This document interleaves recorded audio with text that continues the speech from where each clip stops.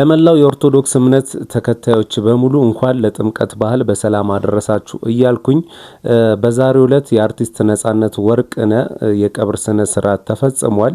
ከሱ ጋር በተያያዘ አዲስ የወጣ መረጃ አለ። እሱም ቪዲዮ ማስደመጣችሁ ይሆናል። አርቲስት ገነት ንጋቱ ህዝቡን ያስቆጣ ማይሆን ስራ እንደሰራች ሁላችንም የምናውቀው ነው። ከሱ ጋር በተያያዘ እሷም ይቅርታ ጠይቃ ነበር። ግን ስለሷም አሁን አዲስ አሳፋሪ ቪዲዮ ሰምተናል። እሱንም ማስደምጣችሁ ይሆናል። አርቲስት ባዩሽ ከበደ ከነፂ ጋር ያደረገችውን የቴክስት ልውውጥ ለሁላችንም ማጋርታናለች። እሱንም ማነበላችሁ ይሆናል። ወንድማችን ማስተር አብነት ከበደ የሀገር ውስጡን ሕክምና ጨርሶ ለሌላ ሕክምና ከሀገር ወጥቷል። እሱንም አንድ ላይ ማሳያችሁ ይሆናል። ሰላም ውድ የሀገሬ ልጆች እንዴት ናችሁ? ዛሬም እንደተለመደው ከሶሻል ሚዲያ አነጋጋሪ የሆኑ ቪዲዮችን ይዤላችሁ ቀርብ ያለው ከናንተ የሚጠበቀው እስከ መጨረሻው ቪዲዮ ማየትና ላይክ ማድረግ ብቻ ነው። ለዚህ ቻናል አዲስ ከሆናችሁ ላይክ፣ ሼር፣ ሰብስክራይብ ማድረግ እንዳይረሳ። ወደ ቪዲዮ መግቢያ ላይ እንደነገርኳችሁ ከአርቲስት ባዩሽ ከበደ ጋር የተጻጻፈውን ቴክስት ላነብላችሁ። መጀመሪያ የጻፈችው አርቲስት ባዩሽ ከበደ ነው። እንኳን ሰላም መጣህልን ነፂሾ፣ ታውቃለህ በጣም ነው የምወድ እግዚአብሔር ይመስገን አለችው። ከሕክምና በኋላ ይመስለኛል ይሄ ቴክስት። የጥቅምት አበቦች እኔስ ስወድሽ ጣሹ አላት። ስልክም አታነሳም ነፂሾ ታውቃለህ በጣም ነው የምወድ አክብሮቴም ብዙ ነው። ካንተ ጋር መዋል ያለ ማስመሰል መሳቅ እና ያለ ገደብ መጫወት ነው። ካንተ ጋር መብላት እጃችን ትሪው ሳይነካ በጉርሻ መጥገብ ነው። ካንተ ጋር መስራት እንደ ታላቅ እንደ ታናሽ ሆነ የሙያውን ፍቅር ማሳየት ነው። ነፂሾ ቶሎ በልና ፍሬሽማንን እንስራ። ደሞ ስለ ትምህርት ቤታችንም እናውራ እንጂ ደውልልኝ። ሲመች ሰብሰብ ብለን ዳሽን ምሳ እንብላ። ከፋዩ እግዚአብሔር ያውቃል ያው አንተው ነህ ብዬ ነው ደሞ ምንም እንዳትሆን ብላ ጻፈችለት። ልደውልላችሁ ፕሮግራሚን ጨራርሼ ባባታችሁ አላቸው። እሺ ነፂሾ መልካም መንገድ የኔ ውድ ጓደኛ፣ አንተ በጣም ውድ ነህ። የጊሸኗ ማርያም ትጠብቅ፣ ሁሉ መልካም ይሆናል። ሰላም ያገናኘን፣ መልካም መንገድ አለችው። ሚጣሾ አይ ሚስ ዩ ሶ ማች የኔ ጥፍጥፍ አላት። አይ ሚስ ዩ ሞር ነፂሾ እንዴት ነህልኝ አለችው። ነፂሾ በጣም እንደምወደ ታውቃለህ አይደል አለችው። በጣም እኔስ ብትይ ሳከብርሽ እኮ የኔ ጥፍጥፍ፣ ባንተ ወጥቼ እኮ ነው ጥፍጥፍ የሆንኩት አይጥ አላት። እኔን ነው ቀን ያልፋል ሚጣሾ ሁሉ አላፊ ነው አላት። እውነት ነው ነፂሾ። ስማማ ነፂዬ አለችው። ወዬ በቀደም ካየው በኋላ አይዶን ነው ዋይ እየሳሳውልህ ነው። ደጋግመ ወደ ሐሳብ እየመጣህብኝ ነው። ሎል አርፈ ተቀመጥ አለችው። ድርሽ አልልም ሚጣሾ ሎል ይሻልሃል አለችው እየሳቀች። ልብሽ ጋር ነው ያልኩት፣ ኩላሊትሽ ሳምባሽ ጋር ማን አባቱ ይከለክለኛል? አያም ኦልድ ፍሬንድ እኮ አላት። አይኖ ብቻ ከዚህ በታች ያለው ጽሑፍ ተሸፍኗል። ግናንህ ነፂሾ ምንድነው ፖስት ያደረከው አለችው። ድንገት እኮ ነው ያልኩሽ ሚጣሾ አለ። ይሄንን ፖስት መሰለኝ ይሄ በቀደም ያጋራለን እንዴ። በስማ ማስደነገጥከኝ እኮ እስካሁን ልቤ እየመታ ነው። ደህና ነህ ግን አይደል? በጣም ሚጣሾ። እሺ ነፂሾ አለችው። ነጻነት ቅርብ ጊዜ አንድ ፎቶ አጋርቶን ነበርና እሱ ላይ ምን ብሎ ጽፎ ነበር? ለማስለቀሻ ይሆናል ብሎ ነበርና አንዳንዴ መጨረሻችን ሲታወቀን እንደዚህ አይነት ነገሮችን እናበዛለን መሰለኝ። ማንኛውም ለወዳጅ ዘመዱ መጽናናትን ይስጣችሁ። ነፂም ነፍስህን በአጸደ ገነት ያኖርልን። አሞት ነበርኩበት ፊቱ ያስታውቅ ነበር በጣም ማለት ገነት ንጋቱ አቡሽ ነኝ። የሙዝ ደንበኛዬ ነበርሽ። አሰላ ከተማ ተከራክረሽ ትገዢ ነበር፣ ግን ቲፕም ትሰጪ ነበር ሲኖርሽ።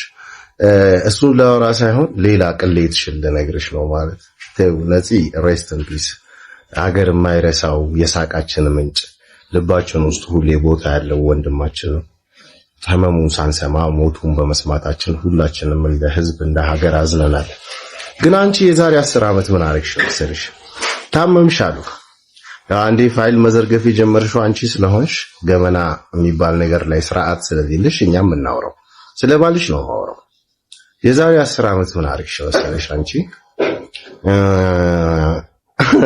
ታመሽ በጣም አሳዝነሽ አዋጣንልሽ እኮ ለመንሽ አዋጣንልሽ ምናምን። እኔ ራሴ ልጅ ነኝ የዛኔ በእውነት የድርሻዬን ሳላዋጣ አልቀርም ማለት አላስተውሰው። ከዛ ሼህ መሐመድ ሁሴን አላሙዲን ምርጥ ሰው እሳቸው 2 ሚሊዮን ብር ቼክ ፈረሙልሽ። አየር ላይ ቼኩን ተቀብለሽ ብሬን አንተ ምናምን ብለሽ ባልሽን ያባረርሽው ነገር ትዝ ይልሻል? ያው ወንድ ልጅ ከወለደና ፍቅር ካለበት ለልጆቹ ሲል ይጎዳል፣ ምንም ያደርጋል። የራስሽን ኮተትና ምናምን ወደዛ ጥለሽ ግን ቢያንስ ዝና አለሽ፣ ስም አለሽ፣ ላይቭ ላይ መሆንሽን አብርተሽ ቁጭ ማለትሽን ታውቂያለሽ።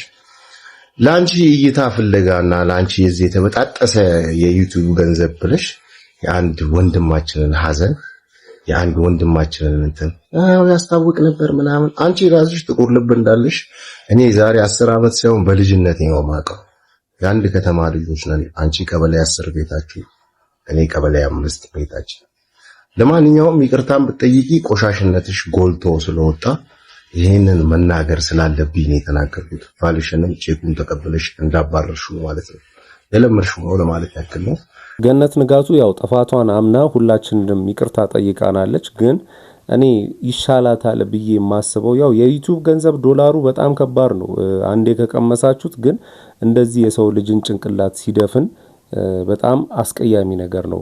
ለዛውም ከሷ የማይጠበቅ ነገር። ይሄን ነገር እኛ ብናደርገው ኦኬ ኖርማል ነበረ። ግን እሷ አንደኛ ኢትዮጵያ ላይ ትታወቃለች፣ የሙያዋ አጋር ነው። የማይደረግ ነገር ነው ያደረገችው።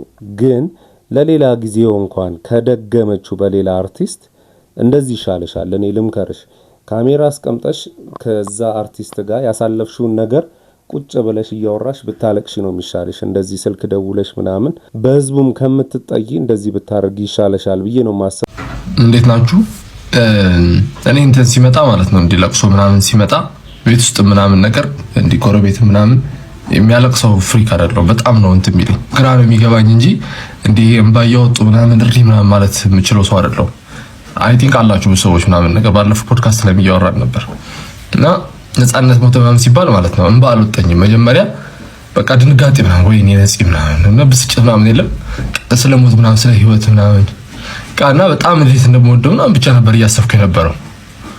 ከዛ ጧት ዛሬ ተነስቼ ማለት ነው እቺ ገነት ንጋቱ የተባለች ሴትዮ የሰራችውን ቪዲዮ ሳይ ቢስሚላህ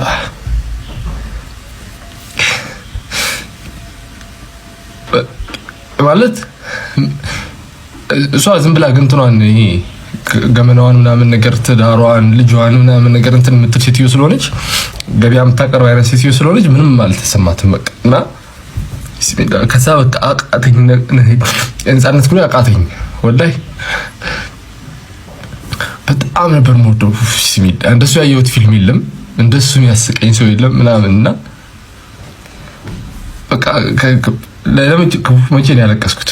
ቆየ በጣም እኔ ካለቀስኩ ራሱ አልቅሼ አላውቅም። በጣም ነው ማለቅሰው ፍሪክ አይደለም ምናምን ግን በቃ ተበሳጨው። ቢስሚላህ ገነት ንጋቱ ላይ በጣም ከዛ ይሄ እንዳልካቸው የሚባል ሰውዬ ላይ ምናምን በቃ በጣም ነው የደበራችሁኝና በጣም ነው ታስጠሉት ለማለት ነው። ይሄ ቪዲዮ እሺ፣ ይሄ ነፃነት ተሳዝኖኛል። እኔ ሰው እያለቀሰ ቪዲዮ ሲሰራ በጣም ነው ግራ የሚገባኝ የነበረው። ግን ዝም ብሎ ብቻዬን እያለቀስኩኝ ጧት አመመኝና መናገር ስላለብኝ በጣም ነው ታስጠዩ ገነት ንጋቱ። ቢስሚላህ በጣም ነው የምትደብሪው። እኔ ሰው ፊት ላይ ማልቀስ አልችልም፣ ወይ ካሜራ አስቀምጦ ማልቀስ አልችልም። በቃ የሆነ የራሱ ሰዓት አለው። ብቻዬን ስሆን ራሱን በው ዱብ ዱብ ይላል ይወርዳል። ነፂ እንደ ሞተ የሰማሁት አንድ ሰው ቴሌግራም ላይ ሰማህ አለኝ። ምን ብዬ ጻፍኩኝና ከዛ እዛው ጉርሻ ላይ ከላይ የምትነበባለች እሷን ጀምሬ ወደ ውስጥ ገባው። በቃ በጣም ነው የደነገጥኩት በእውነት። እኔ ወንድሜ የሞተ ነው መሰለኝ። ሁላችንም ያው ስለምንወደው አንጠብቅም ነበር።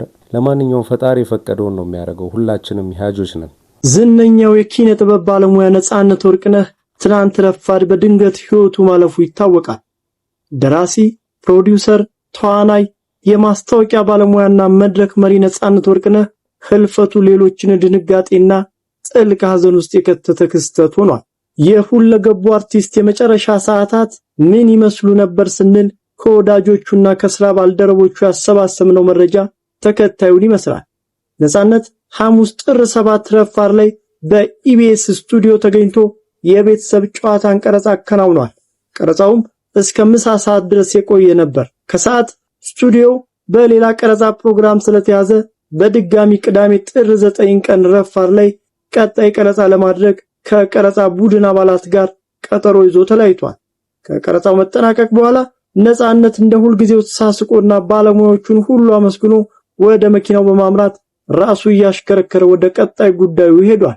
የከሰዓት ጉዳዮቹን በሰላም ይከውን የነበረው ነጻነት ምሽት ላይ ቀረጻ ባለሙያውና ጓደኛው የሆነው ሰው በቤተሰብ ጉዳይ ችግር አጋጥሞት በቡልቡላ ፖሊስ ጣቢያ እንዳለና እንዲመጣለት ነገረው ያሉን የቅርብ ምንጮች ነጻነትም ወደ ስፍራው በማምራት ጉዳዩ በሰላም እንዲፈታና ጣቢያ የነበረው ወዳጁ ወደ ቤቱ እንዲሄድ አግዞታል ብለውናል።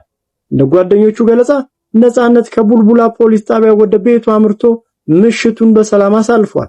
በማግስቱ ማለትም አርብ ጠዋት በቅርቡ የማስታወቂያ አምባሳደር ወደ ሆነለት ተቋም ጋር ለማምራት ልብሱን ለባብሶ ከቤት ወጥቷል። ይሁንና ከቤቱ አቅራቢያ ያሉ ወጣቶችን አግኝቶ ሰላምታ ካቀረበና ጥቂት ከተጨዋወተ በኋላ ጥሩ የጤና ስሜት ስላልተሰማው መልሶ ወደ ቤት መግባቱን ወዳጆቹ ይናገራሉ። ቤት እንደገባም ጭማቂ እንዲቀርብለት ጠይቆ መጠጣቱን የሚገልጹ ምንጮች ይሁንና የወሰደው ነገር እንዳልተስማማውና እንዳስመለሰው ምንጮቹ ይገልጻሉ። አያይዘውም ሲያብራሩ ነጻነት ትንሽ ልረፍ ብሎ ጋደም እንዳለና ሁኔታውን ያላማራቸው ቤተሰቦቹ ለጓደኞቹ ደውለው እንዲደርሱለት ጠይቀዋል። ወዲያውም የደረሱት ጓደኞቹም በአምቡላንስ አቅራቢያ ወዳለ የሕክምና ተቋም ወስደውታል። ይሁንና በስፍራው ሲደርስ የተመለከቱት የሕክምና ባለሙያዎች ነጻነት ሕይወቱ በማለፉ ምክንያት እርዳታ ሊሰጡት እንደማይችሉ ተናግረዋል። በቀጣይም የሐኪሞቹን ውሳኔ የሰሙት ወዳጆቹ የነጻነትን አስክሬን ይዘው ወደ ቤት ተመልሰዋል ተብሏል። እንደ ምንጮች ገለጻ ወዳጆቹ ጉዳዩን ለሕግ አካላት ካሳወቁ በኋላ አስፈላጊዎቹ የሕግ ሂደቶች መከናወናቸውን ሰምተናል። አስክሬኑም ወደ ማቆያ ስፍራ መወሰድ ስለነበረበት ወደ ሆስፒታል እንዲሄድ መደረጉ ታውቋል። ነጻነት ወርቅነህ ከቅርብ ዓመታት ወዲህ ባጋጠመው የጤና ችግር ምክንያት ወደ ህንድ ተጉዞ ሕክምና ተከታትሎ መመለሱ ይታወሳል። አልፎ አልፎ በሚያጋጥሙትን መጠነኛ የጤና ችግሮች በሀገር ውስጥ ሕክምና ያደርግ እንደነበረ ምንጮች ነግረውናል። ነጻነት ወርቅነህ አስክሬን በአሁኑ ሰዓት በሕክምና ተቋም የሚገኝ ሲሆን ዛሬ ቅዳሜ ምሽት ወደ ቤቱ ይገባና ነገ እሁድ ከ2 ሰዓት ተኩል ጀምሮ የስንብት ፕሮግራም ተከናውኖለት በ6 ሰዓት ስርዓተ ቀብሩ እንደሚፈጸም ታውቋል። ነጻነት ወርቅነህ ባለ ትዳርና የሁለት ሴቶችና የአንድ ወንድ ልጅ አባት ነበር። ስለዚህ የሞተበት ምክንያት ከዚህ በፊት ሲጠቀሱት የነበሩት ነገሮች ሳይሆን መንስኤው ይሄ ጁስ ነው ማለት ነው። ጁሱን ጠጣ፣ አስመለሰው፣ አልተስማማውም። ከዛ ወደ ሆስፒታል ሄደ፣ አረፈ ማለት ነው። ስለዚህ ይሄ ጁስ ምንድን ነው? የአውቶቡስ ኑሮ ነው የሚመስለኝ። ሁላችንም ፌርማታችንን ጠብቀን እንወርዳለን። አውቶቡሱም እያራገፈ ይቀጥላል። መውረጃችንን እኛ ብንረሳውም ገዛኝ አይረሳውም። የሚወርደውን ከመሰናበት ውጭ መታገሉ አይረባ።